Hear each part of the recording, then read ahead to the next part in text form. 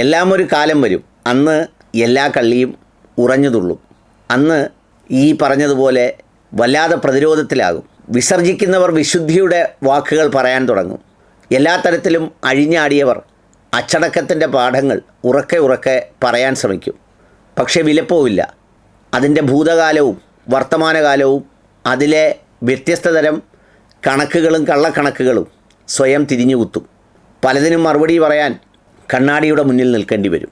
ഇപ്പോൾ ഷെഫീന എന്ന് പറയുന്ന ഒരു സ്ത്രീ, അവരോട് പല കാര്യങ്ങളിലും വിയോജിപ്പുണ്ടെങ്കിലും ഒരു കാലത്ത് എന്തൊക്കെയോ പറഞ്ഞുവെങ്കിലും ആ പറഞ്ഞതിനെയൊക്കെയും എന്തുകൊണ്ട് പറഞ്ഞു എന്ന് ബോധ്യപ്പെടുത്തിക്കൊണ്ട് അവരിന്ന് കടന്നു കയറി വർത്തമാനം പറയുമ്പോൾ ഈ സാമൂഹ്യ മാധ്യമത്തിലൊക്കെ എച്ചിൽ മുസ്ലിങ്ങൾ എന്ന പേരിൽ വന്ന് നിന്ന് വിദ്വേഷവും വെറുപ്പും അസത്യങ്ങളും വിളമ്പി ജീവിക്കുന്നവരുടെയൊക്കെ ഭൂതകാലങ്ങൾ ഇങ്ങനെ അഴിഞ്ഞഴിഞ്ഞഴിഞ്ഞ് ഓരോന്ന് വീഴുകയാണ്.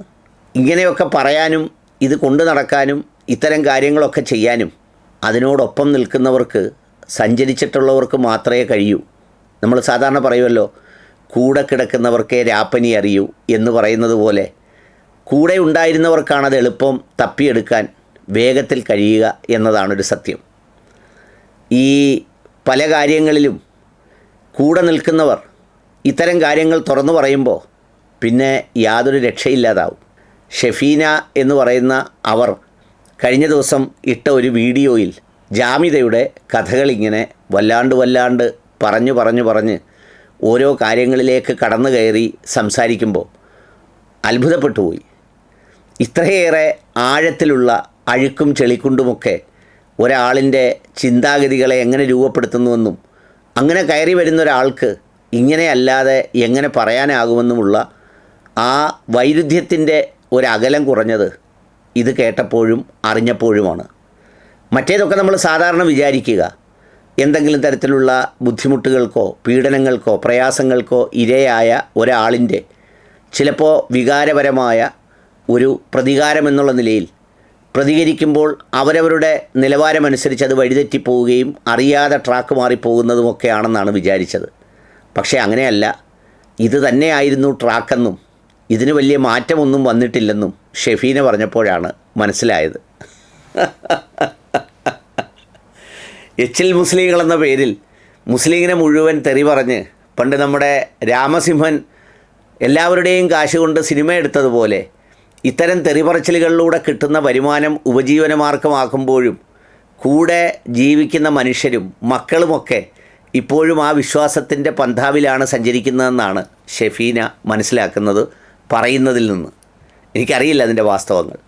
ഏതായാലും മലയാള സിനിമയിലെ ചില സിനിമകളിൽ കാണുന്ന കൗതുകത്തോടെ ഇങ്ങനെ ഞെട്ടിത്തരിച്ച് ഇത് കേൾക്കാനാവും. പിന്നെ ഹെഡ്സെറ്റ് വെച്ച് കേൾക്കുകയും വേണം. കാരണം ഈ ഷെഫീനയുടെ വാഗ്വിലാസങ്ങൾ നാവിൻ തുമ്പിൽ ഇടയ്ക്കിടെ പല രൂപത്തിലും ഭാവത്തിലുമൊക്കെ പ്രത്യക്ഷപ്പെടും.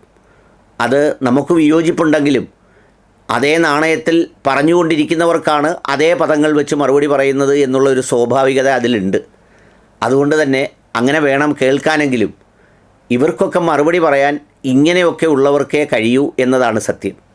ഇത്തരം ആളുകൾ ഇതിന് മറുപടി കൊടുത്തുകൊണ്ടിരിക്കുമ്പോഴാണ് മറ്റു പല സ്ഥലങ്ങളിൽ നിന്നും ഈ മുജാഹിദ് സംഘടനകളും അത്തരം ചില സംഘടനകൾ തമ്മിലുള്ള വൈരുദ്ധ്യാത്മകതയുടെ പൊരുത്തക്കേടുകളുടെ തമാശകളും ഫലിതങ്ങളും കോമഡികളും ക്ലിപ്പും ഒക്കെ വരുന്നത് കാണുമ്പോൾ ഞാൻ വെറുതെ ഓർത്തു പോകാറുണ്ട്, സത്യത്തിൽ ഇവരാരാണ് ഈ അപമാനിക്കപ്പെടുന്ന മതത്തിന് ഒരു പ്രതിരോധം തീർക്കുന്നത് എന്ന് തോന്നാറുണ്ട്.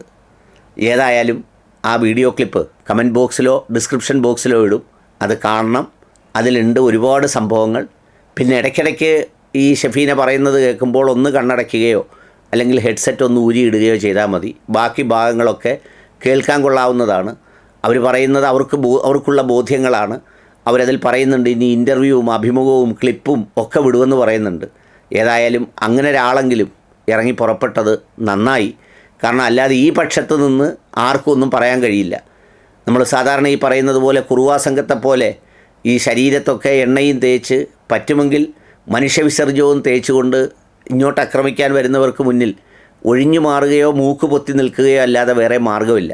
അപ്പം ഇത് സഹിക്കാൻ തയ്യാറായി ഒരാൾ ഇറങ്ങുന്നു എന്നുള്ളതാണ് ഷെഫീനയുടെ ഒരു പ്രത്യേകതയായി ഞാൻ കാണുന്നത്.